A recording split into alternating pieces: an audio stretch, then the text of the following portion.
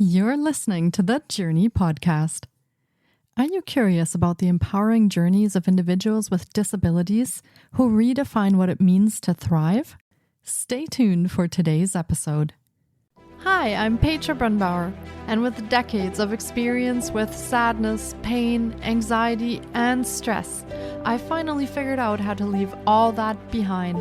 And this podcast shows you how to break free permanently so you can reclaim your sanity and find the self-esteem and energy to go after the life you desire. With real talk about mental health, holistic healing, and the tough journey of coming out the other end. This is the Journey Podcast. Welcome to today's episode. In this episode, we embark on a journey of resilience and empowerment with our guest, who shares her inspiring story of navigating life with dyscalculia. Through her lived experience, we explore the challenges and triumphs of living with a disability, highlighting the importance of advocacy and support for individuals facing similar situations. Michelle Steiner lives with an invisible disability. She has articles published on the Mighty, Nonverbal Learning Project, Dyscalculia Blog, the Reluctant Spoonie, Kalopina Collective, Imagine the World as One magazine, and Word Gathering. Her photographs were featured in Word Gathering Independent and Work Ready. Michelle works as a para-educator in a school for students with disabilities. She lives in Pennsylvania with her husband and 2 cats. Here is my interview with Michelle Steiner.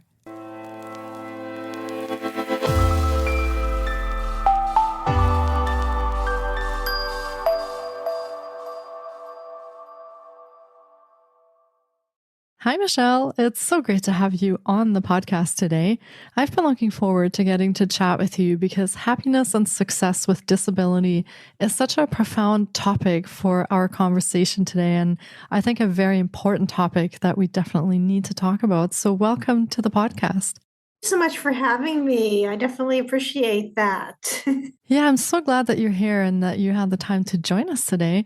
And do you want to share a little bit about yourself and your story and how you came to do what you do today and what it is that you do?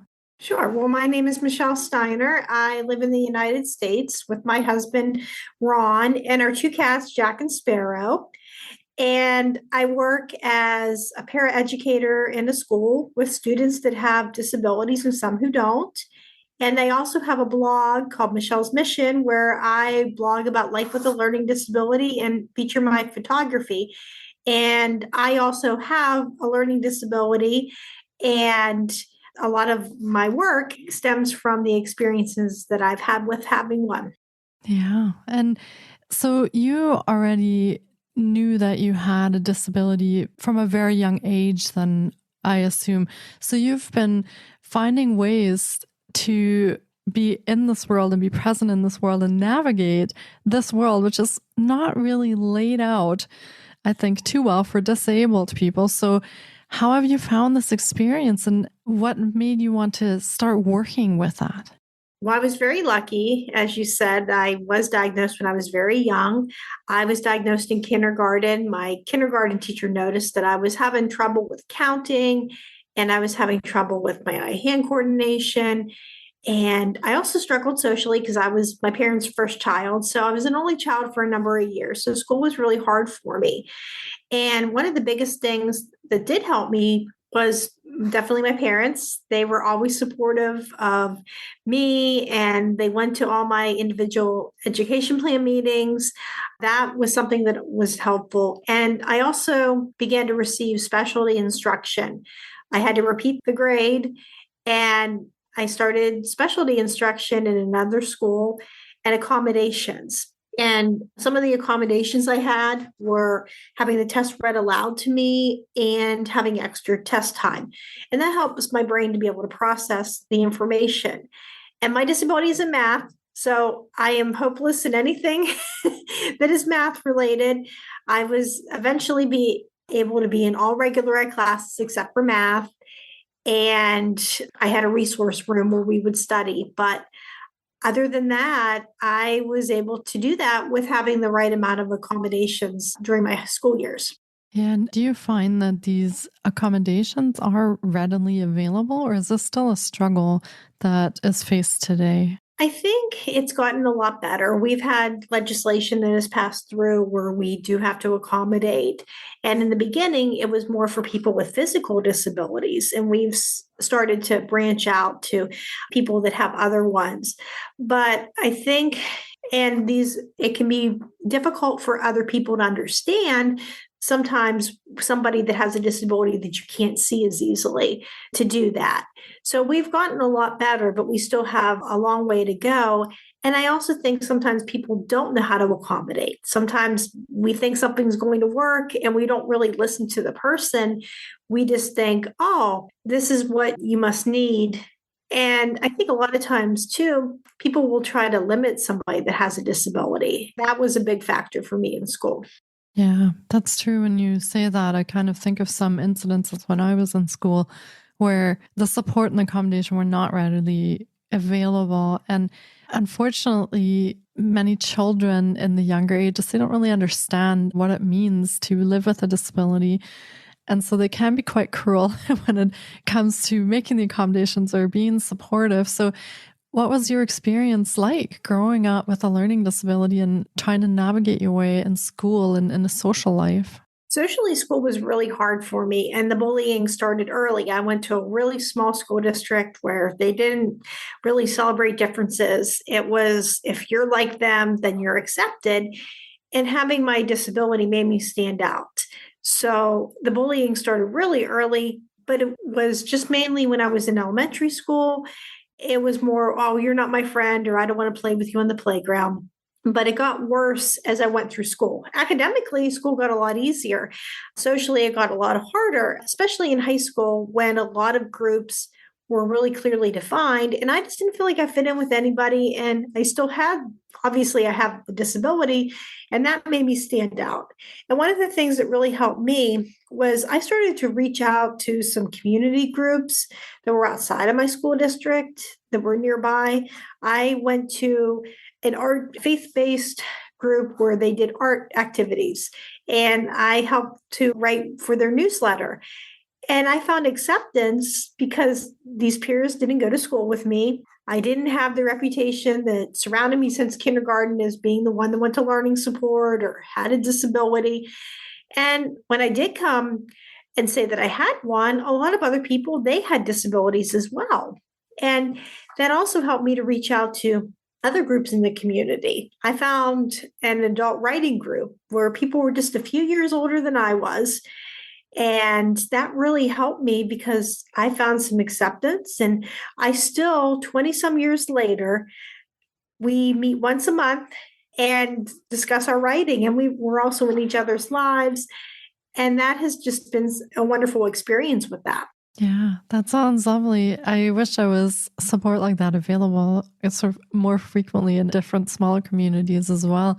I think it can be very difficult when you feel lonely or isolated and need that support.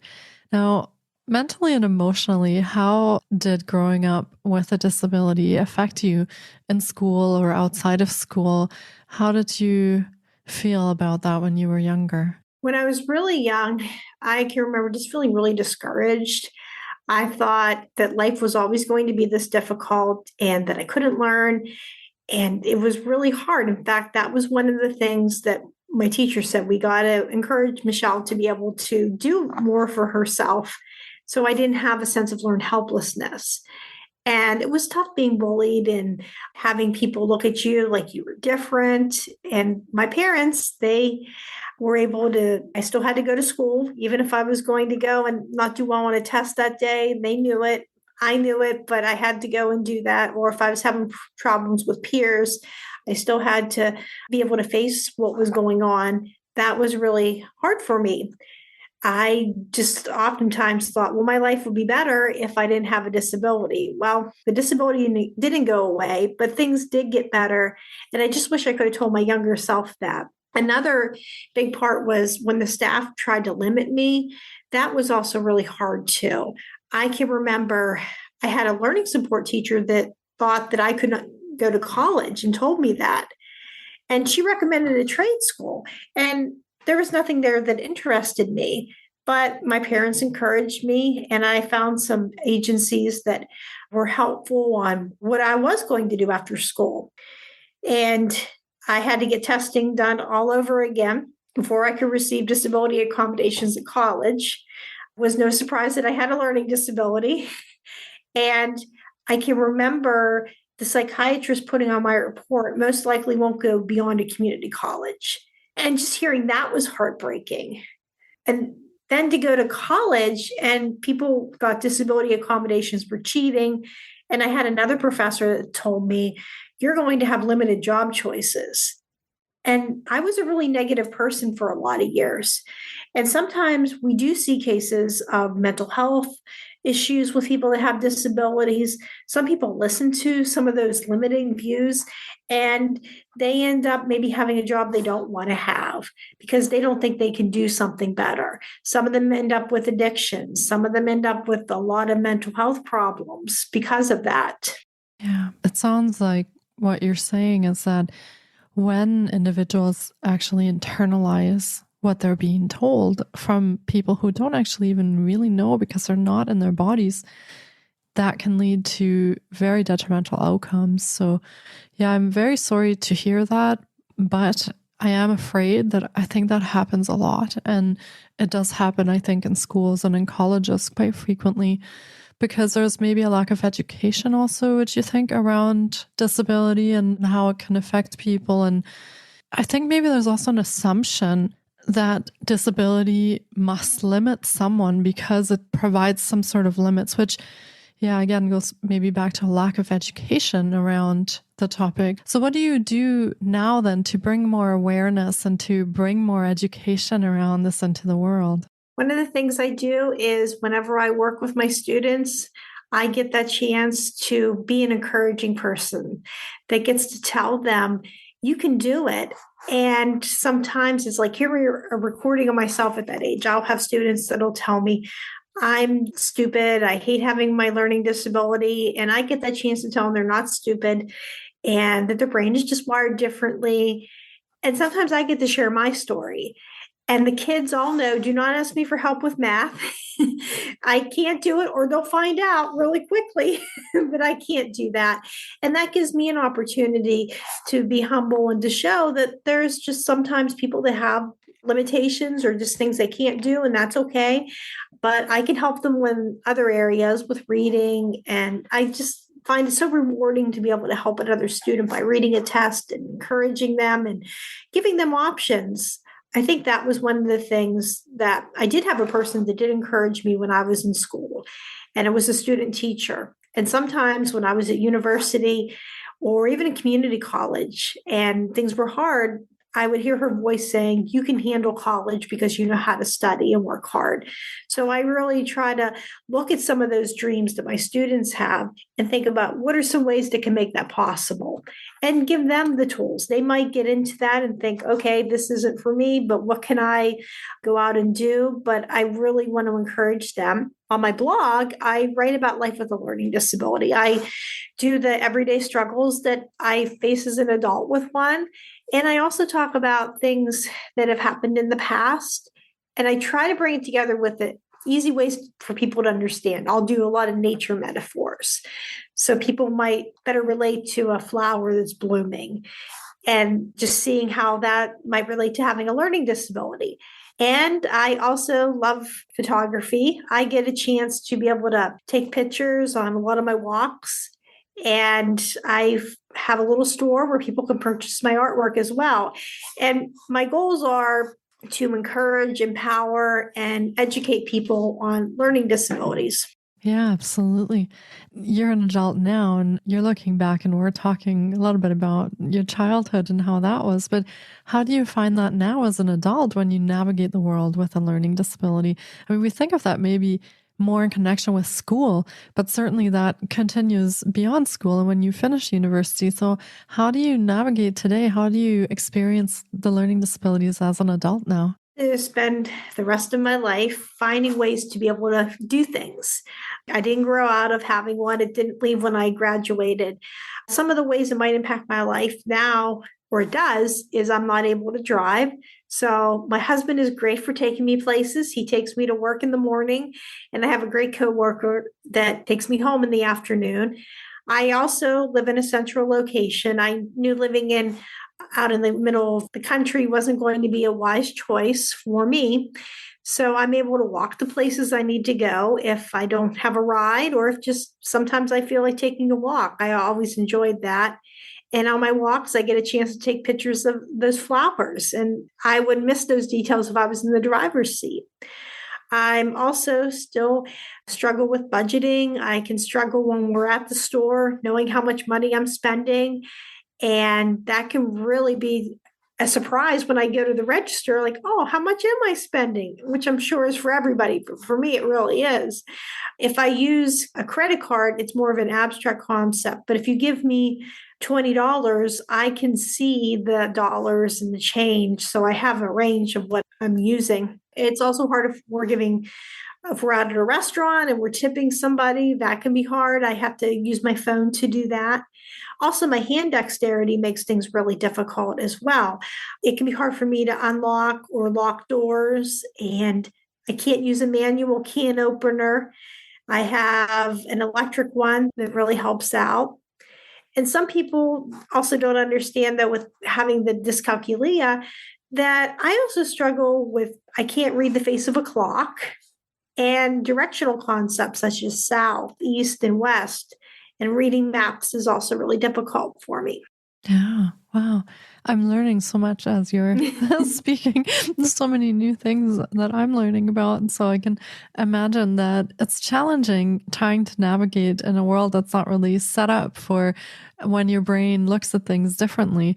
So that takes some work to try and put all that into place and find ways that will make that work for yourself. Now, you also mentioned that as a child, your parents were very supportive of you. Do you have any words of wisdom that you can give parents if their child has a learning disability and they don't quite know where to start or what to do? Anything that you would tell them that would have helped you as a child as well? Just really encourage parents not to give up on their child. My parents didn't give up on me and advocated for me. And I'd also really encourage parents to explain their disability to their child's disability in simple, age appropriate terms. My parents explained to me that I had a learning disability and I just learned differently. And being when I was heard in school about that I wasn't smart, hearing that somebody else, the right information, really helped me how I viewed myself. Yeah, so definitely providing that supportive environment for your children.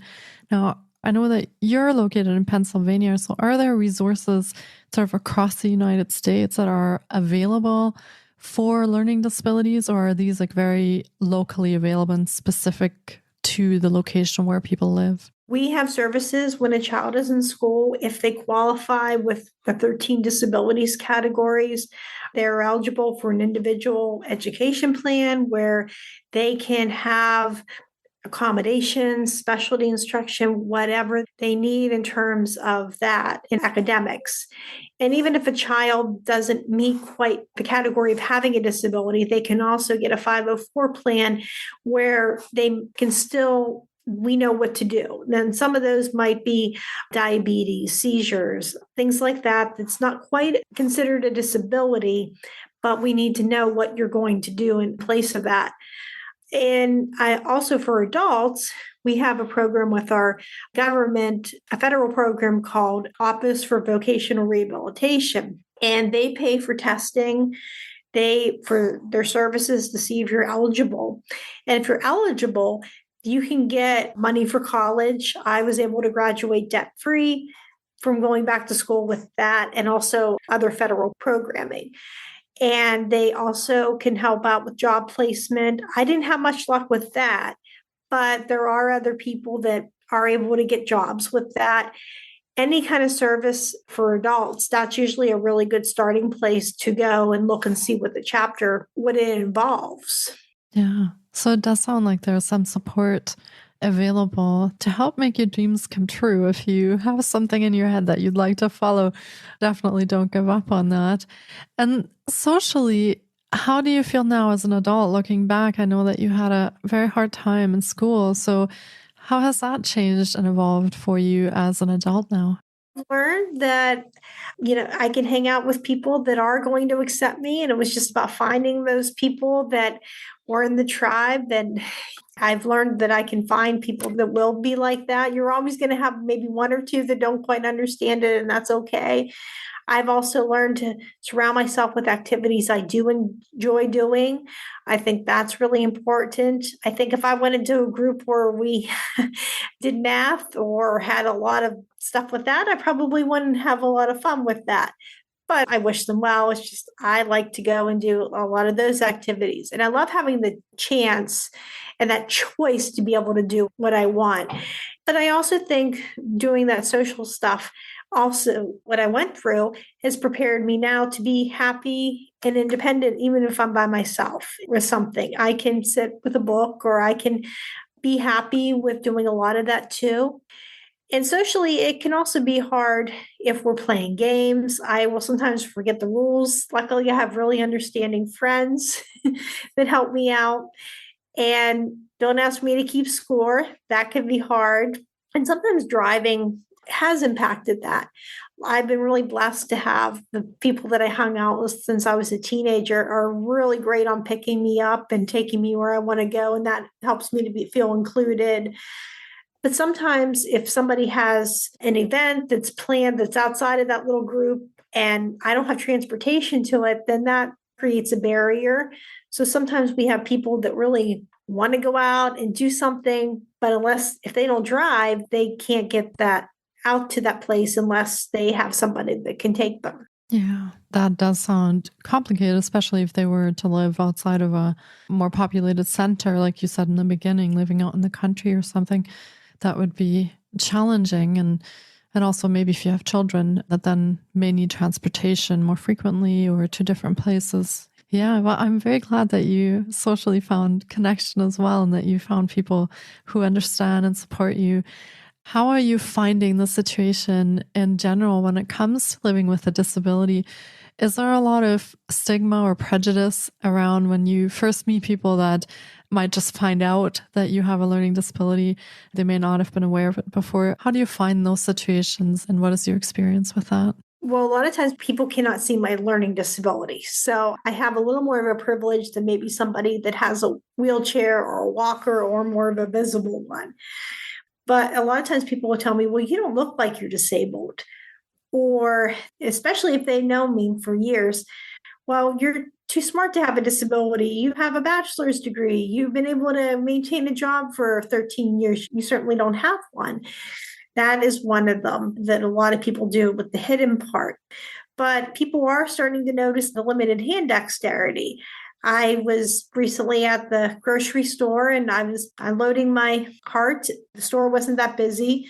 If the store's not busy, my husband usually sends me in by myself to be able to shop. And I'm just like, all right, I'm having a pretty good day. It's not that crowded. And I was unloading everything. And a woman came up behind me and she started talking with me. And I was chatting back with her. And all of a sudden, she starts unloading my cart and putting my stuff on at our lane. And I thought it was a little unusual, but I smiled and I said, oh, thank you for helping me. She goes, well, I like to help people and you look like you really needed it.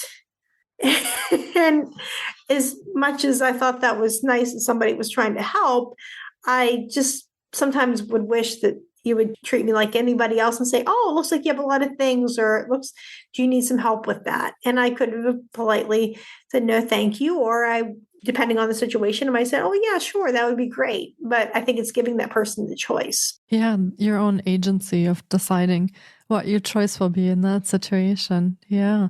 That almost reminds me, going back to where you said people limit you, as taking away that choice because they think they know what the answer should be. So yeah, it's very interesting that you say that. Now, you spoke a little bit about your photography and your blog. So do you want to go over the offerings that you have available so that listeners can find out how they can connect with you or how they could get in touch if they'd like to maybe chat a little bit about our episode today? How can they find you and what do you offer?